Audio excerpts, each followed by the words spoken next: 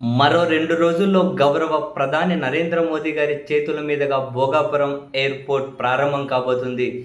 ఎవరు అంగీకరించినా, అంగీకరించకపోయినా ఈ ఎయిర్‌పోర్ట్ నిర్మాణంలో అత్యంత కీలక పాత్ర జగన్మోహన్ రెడ్డి గారి ప్రభుత్వ హయాంలోనే.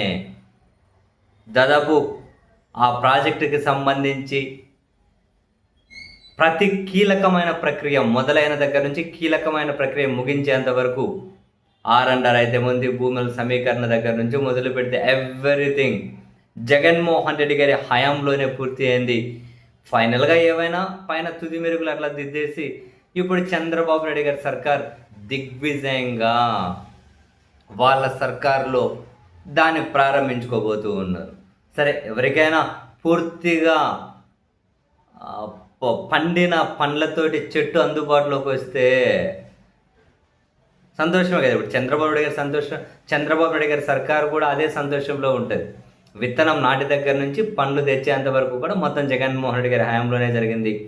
ఇదే విషయాన్ని జగన్మోహన్ రెడ్డి గారు తాజాగా తెలుగులో ఒక ట్వీట్, ఇంగ్లీష్లో ఒక ట్వీట్, 2 ట్వీట్లు వేశారు.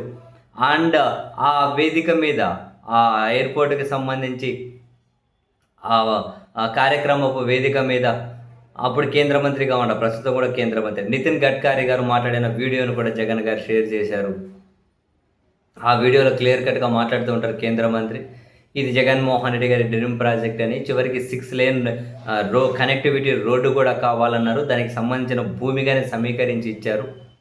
రాష్ట్ర ప్రభుత్వం కూడా సహకారం అందిస్తూ ఉంది, దాన్నిగానే ఫినిష్ చేసేస్తామని చెప్పి కూడా ఆయన అప్పుడే చెప్పారు.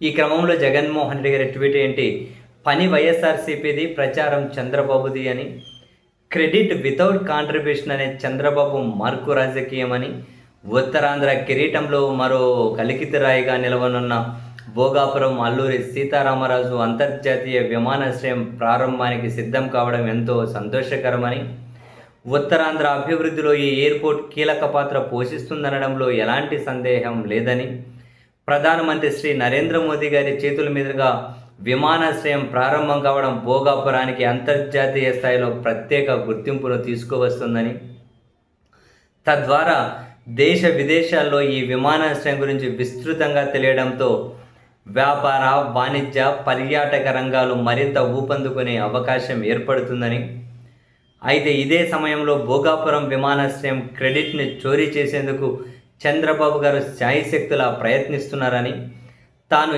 ఏమీ చేయకపోయినా కీర్తి తనకే దక్కాలంటూ క్రెడిట్ చోరీకి పాల్పడుతున్నారు అని, చంద్రబాబు గారు భోగాపురం విమానాశ్రయం కోసం మీరు నిజంగా ఏం చేశారో కనీసం మీ మనస్సాక్షినైనా ప్రశ్నించుకోండి. 2019 ఎన్నికలకు నెల రోజుల ముందు హడావిడిగా ఏమీ చేయకపోయినా ఒక రాయి వేయడం తప్ప భోగాపురం విమానాశ్రయం కోసం మీరు చేసిందేముంది? జూన్ 2020లో నిర్మాణం కోసం జిఎంఆర్ సంస్థతో కన్సెషన్ అగ్రిమెంట్ కుదుర్చుకోవడం దగ్గర నుండి ల్యాండ్ అక్విజిషన్, ఆర్&ఆర్, సైట్ క్లియరెన్స్లు, ఎన్ఓసీలు, భద్రతా అనుమతులు, నీరు, విద్యుత్, ఇంటర్నల్ రోడ్లు, ఏరోనాటికల్ సర్వీసులు, ఆర్థిక సమీకరణ వరకు ప్రతి కీలకమైన ప్రక్రియ పూర్తయింది మా ప్రభుత్వ హయాంలోనే కాదంటారా చంద్రబాబు గారు? అన్నింటికంటే ముఖ్యంగా మీరు పూర్తి చేయలేకపోయిన భూసేకరణను మేము పూర్తి చేశాం. నిర్వాసితులైన 4 గ్రామాల ప్రజలకు పునరావాసం కల్పించాం. భూసేకరణ, ఆర్&ఆర్ కోసం 967 కోట్లు, ఎయిర్పోర్టుకు నీళ్లు తీసుకురావడం కోసం 75 కోట్లు, ఇన్ఫ్రాస్ట్రక్చర్ కోసం 134.5 కోట్లు, ప్రత్యామ్నాయ రోడ్ల కోసం 7.29 కోట్లు, సబ్ స్టేషన్ కోసం 2.35 కోట్లు, మొత్తంగా 1200 కోట్లు పెట్టింది మేం. మరి మీరు చేసింది ఏంటి చంద్రబాబు గారు? ఇవన్నీ పూర్తి చేశాం కాబట్టే అన్ని అనుమతులు, అన్ని ఎన్ఓసీలు, అన్ని సౌకర్యాలు పూర్తి చేశాం కాబట్టి కోవిడ్ వంటి మహా సంక్షోభాన్ని ఎదుర్కొంటూనే పనులు ప్రారంభించి 2024 ఎన్నికల నాటికే విమానాశ్రయ రన్వే పనులను కీలక దశకు తీసుకురాగలిగాం. టెర్మినల్ నిర్మాణ పనులను కూడా వేగంగా ముందుకు తీసుకెళ్ళాం. మా ప్రభుత్వం చేసిన విశేష కృషి నేపథ్యంలోనే 2026 జూన్లోనే భోగాపురం నుంచి విమాన రాకపోకలు ప్రారంభమవుతాయని అప్పుడే ప్రకటించాం. మేం చేపట్టిన పనుల ఫలితంగానే విమానాశ్రయం ఇవాళ ప్రారంభోత్సవానికి సిద్ధంగా ఉంది అని గర్వంగా చెప్పుకోగలం. కానీ చంద్రబాబు గారు మీరు అప్పుడు ఏమీ చేయలేదు, ఇప్పుడు కూడా ఏమీ చేయడం లేదు. విశాఖపట్నం నగరం నుంచి విమానాశ్రయానికి వేగంగా చేరుకునేందుకు ఇప్పటికీ సరైన రోడ్డు సదుపాయం లేదు. ఎయిర్పోర్ట్ ఉంది, కానీ సిటీ నుంచి వేగంగా తక్కువ సమయంలో చేరుకునేందుకు రోడ్డు లేదు. భోగాపురం విమానాశ్రయ శంకుస్థాపన చేసిన సమయంలో విశాఖపట్నం నగరం నుంచి విమానాశ్రయానికి వేగంగా చేరుకునేలా 77 మీటర్ల వెడల్పుతో 6,300 కోట్ల ఖర్చుతో 55 కిలోమీటర్ల మేర 6 లేన్ల హైవే కోసం కేంద్ర ప్రభుత్వంపై గట్టిగా ఒత్తిడి తీసుకురావడంతో కేంద్ర మంత్రిగా ఉన్న గడ్కరీ గారు స్వయంగా ఆ రహదారిని మంజూరు చేస్తున్నట్టు అక్కడే ప్రకటించారు. ఆ ప్రకటించిన వీడియో కూడా జగన్మోహన్ రెడ్డి గారు తన ట్వీట్కి యాడ్ చేశారు. ఆయన ఇప్పుడు కూడా అదే శాఖకు మంత్రిగా ఉన్నారు. మరి చంద్రబాబు గారు మీరు కేంద్రంలో అధికారంలో ఉన్నారు, ఇక్కడ అధికారంలో ఉన్నారు.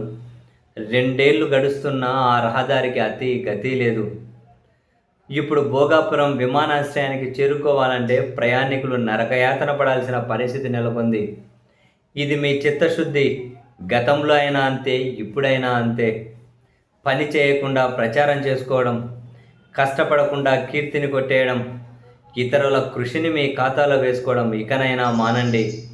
దాదాపు 80 సంవత్సరాలు వస్తూ ఉన్నాయి మీకు అని, ఇది కోసమే దాదాపు 80 ఏళ్ళు వస్తున్నాయి, ఇప్పుడైనటువంటి మానండి అని. నిజంగా ఇది ఇంట్రెస్టింగ్. శంకుస్థాపన కార్యక్రమ వేదిక మీదనే విశాఖ నుంచే ఎయిర్పోర్ట్ వరకు 6 లేన్ల రహదారి కేంద్రం ఓకే చెప్పింది. దానికి సంబంధించిన 157 ఎకరాలను అప్పటికే జగన్మోహన్ రెడ్డి గారు సమీకరించి ఇచ్చారని కూడా కేంద్ర మంత్రి ప్రకటించారు. జగన్ గారు ఆ వీడియో కూడా షేర్ చేశారు కదా. మరి ఇప్పుడు కేంద్రంలో వీళ్ళే ఉండి, రాష్ట్రంలో వీళ్ళే ఉండి, అప్పుడు కేంద్ర మంత్రిగా ఉన్న నితిన్ గడ్కరీ, ఇప్పుడు ఆయన కేంద్ర మంత్రి. మరి ఇప్పుడు దాన్ని గాలి కొద్దిలు ఎట్లా కుదురుతుంది? తీసుకురండి సార్. అప్పుడే చెప్పారు ఆయన, జగన్ గారు చేసిన ట్వీట్లోనే.